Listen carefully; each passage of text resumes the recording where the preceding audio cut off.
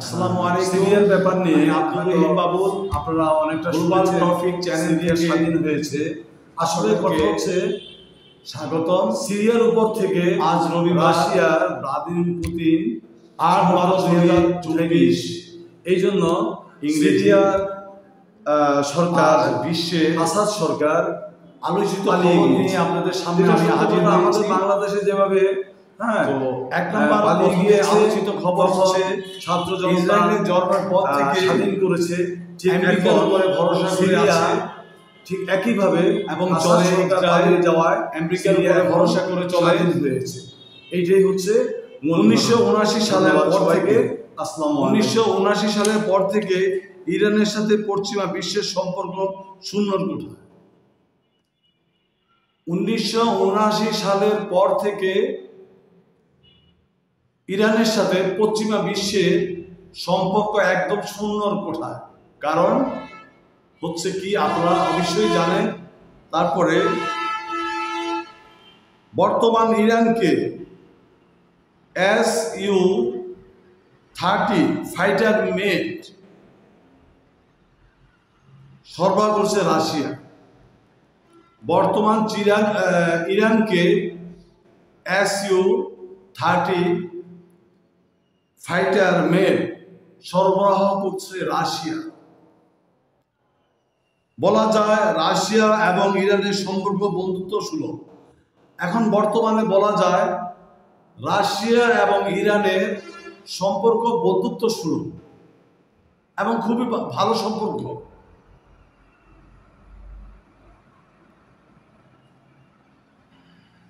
যা ইসরায়েলের রাতের ঘুম হারাম করে দিয়েছে। এই সম্পর্ক দেখে ইসরায়েলের রাতের ঘুম হারাম হয়ে গিয়েছে। কারণ ইসরায়েল সবসময় দৌড়ঝাঁপ দিত আমেরিকাকে নিয়ে, যা কিছু মানে আমেরিকার উপরে তারা ডিফেন্ড করে, হ্যাঁ, এই দেশকে হুমকি দিত, ওই দেশকে হুমকি দিত। এখন তারা এমন একটা পর্যায়ে পড়ে গেছে, এখন তারা নিজেরা বাঁচার জন্যই অস্থির হয়ে গিয়েছে। যাই হোক, 2 নম্বরে আমরা আসি আমাদের বাংলাদেশ।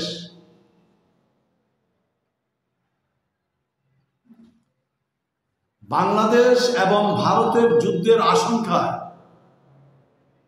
ইন্ডিয়া কতটুকু ক্ষতি হয়েছে আপনারা বিশ্বাস করবেন কিনা জানি না।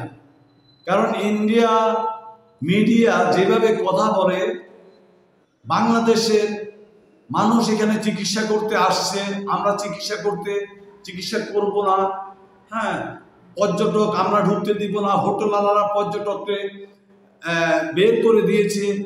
আজকের নিউজে, এটা আজকের নিউজ দেখুন। বাংলাদেশ এবং ভারতের যুদ্ধের আশঙ্কায় ভারতের পর্যটক অঞ্চলের শূন্য খাতায়, যা ভারতের $250 বিলিয়ন ক্ষতি করেছে। এখন বাংলাদেশ এবং ভারতের যুদ্ধের আশঙ্কা, যে কোনো সময় যুদ্ধ বেড়ে যেতে পারে, যা ভারতের $250 মিলিয়ন ক্ষতি হয়েছে। দেখুন ভারতের মিডিয়া যে এইভাবে, হ্যাঁ, বলে বাংলাদেশের আমাদেরকে, হ্যাঁ, ঢুকতে দিবে না, এই করবে না, সেই করবে না। আরে আমাদের উপরে তো অনেকটা ইন্ডিয়ার একটা অঙ্গরাজ্য আমাদের উপরে ডিপেন্ড করে। বিশেষ করে এই যে আপনার চেন্নাই বলেন, ভেলোর বলেন, হ্যাঁ, ইন্ডিয়ার অনেকগুলো অংশ মেডিকেল এবং ওই এলাকায় অন্তত 2-5 মাইল এরিয়া আমাদের বাঙালিদের উপরে ডিপেন্ড করে তারা চলে। আর তাদের মিডিয়াদের মুখে এমন বড় বড় কথা, মনে হচ্ছে যে তারা বাংলাদেশকে, আমাদেরকে খাওয়ায়, পড়ায়, ভিক্ষা দেয়, আল্লাহর রাস্তায় দেয়। আমরা তো আল্লাহর রাস্তায় দিই না। আমরা যা ইন্ডিয়া খরচ করি, ভারত আরো যদি এরকম যদি 10-12 আসে, তা খরচ করতে পারবে না। যাই হোক, ভারতের 100% পর্যটকের মধ্যে এখন 98 পর্যটক বাংলাদেশে। এর মধ্যে এই যে বাংলাদেশের $250 বিলিয়ন ক্ষতি হয়েছে যে ভারতের, তার মধ্যে 100 জন পর্যটকের মধ্যে 98% পর্যটক হচ্ছে আমাদের বাংলাদেশে। এবার বুঝুন তাহলে ক্ষতিটা কার হচ্ছে? ভারত যে যুদ্ধের জন্য যে প্রস্তুতি নিচ্ছে, ভারত সবচেয়ে বড় ভুল করবে। কারণ কেন ভুল করবে?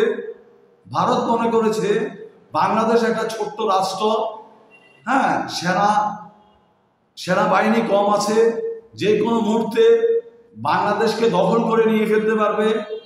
এটা কিন্তু একটা ভুল ধারণা। কারণ বাংলাদেশে 20 কোটি মানুষ, 20 কোটি মানুষের সোলজার, তারা প্রত্যেকটি মানুষ যুদ্ধের সময় এক একজন এক রক্তর বিনিময় তাদের 1 ইঞ্চি জমি ছাড়বে।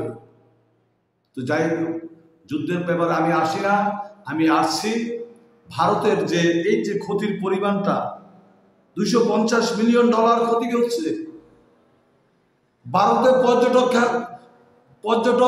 হোটেল ব্যবসা বন্ধ হয়ে গিয়েছে, কারেন্ট বিল দিতে পারছে না ঠিক মতন, তারা এখন কারেন্ট বিল দিতে পারছে না, হোটেল ব্যবসা বন্ধ, বেতন দিতে পারছে না কর্মচারী। এই অবস্থা ভারতের বর্তমানে। তাহলে দেখুন ভারত যে আমাদের সাথে যুদ্ধ বাজাতে চাচ্ছে, এটা ভারতের কোনো মতোই কাম্য নয়। আমি মনে করি যদি ভারত এই দেশকে দখল করতে চায়, তাহলে ভারত বোকার স্বর্গে বাস করে। কারণ জানেন আপনারা, এদিকে সেভেন সিস্টার চীনে দখল করে নিয়েছে, কিছুটা পাকিস্তান দখল করে নিয়েছে, এবং বাকিটা আমরা বাংলাদেশ দখল করে নিব, সেভেন সিস্টার। কারণ ভারত যদি আমাদের সাথে উত্তেজিত বা আমাদের উপরে যদি, আমাদের বাংলাদেশের উপরে যদি হামলা করা হয়, তাহলে আমরা সেভেন সিস্টার দখল করে নিব। দেখি ভারত কিভাবে তাদের অঙ্গরাজ্যগুলা চালায়।